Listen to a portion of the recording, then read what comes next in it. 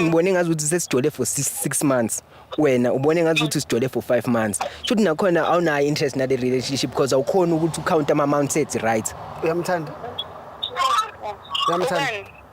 mfowethu uyamthanda yeah ngiyamthanda bro sesiside lesikhathi sindawonye my sister uyamthanda lo muntu yebo ngiyamthanda so nethandana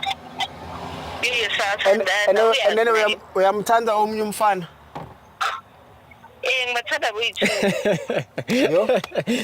yabona ukuthi kahle kahle usemancokweni ubone ngathi kuyajokwa lana sisethandweni lana mama ama feelings lawo ekudlalwa ngawo yayizwe into ecishibe kanjalo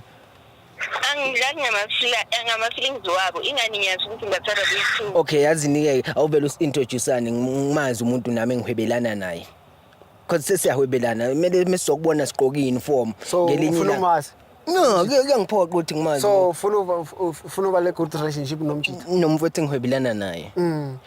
so nizothi nishaya endaweni yodwa ungasihlanganisa kanjani vena e-restaurantini kanje noma kube ngisalinde ukuthi nje ngihole nje ungawazi no ungasaholanga mama uMcDonald is not too much thing yena ufree nini usibonga lo simthinte naye sibone ukuthi uzobhadela ibill wena uMcDonald come on man nigga it's not even too much of a bill ubhadala ibill futhi ngeke ngibayise eMcDonald so nizokuba neMcDonald no not eMcDonald ungasihlanganisa kanjani then ngisaplena kahle noma singahlangana e-taxi rank ke noma ngingasekhona eMcDonald's noma singahlanganela e-taxi rank ke noma ngingase kuba khona eMcDonald's sibonane le-taxi rank hayi ungawari nje ngifuna ukungilisa ngisuthe bese siyaxoxa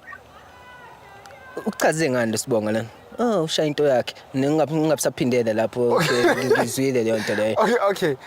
besides that okay so manje wena so right ukuba in situation like this so right so manje uyavuma kahle so uvumile kahle since you wanna meet other guy actually into kade so manje mawufuna ushaya uzenza kanjani